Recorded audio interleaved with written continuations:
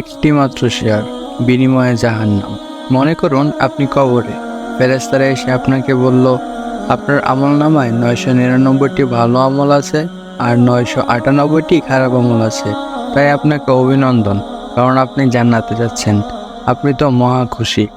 কিন্তু কিছুক্ষণ পরেই আবার ফেরেশতারা এসে আপনাকে জানালো, আপনার পাপের সংখ্যা 1000 হয়ে গেছে, কারণ দুনিয়াতে আপনি সোশ্যাল মিডিয়ার একটি গানের ভিডিও শেয়ার করেছিলেন।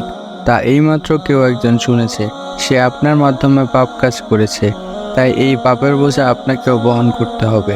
ফেরেশতারা বলে উঠল, দুর্ভোগ আপনার জন্য, বদ আমলের পরিমাণ বেশি হওয়ার কারণে আপনাকে জাহান্নামে যেতে হবে।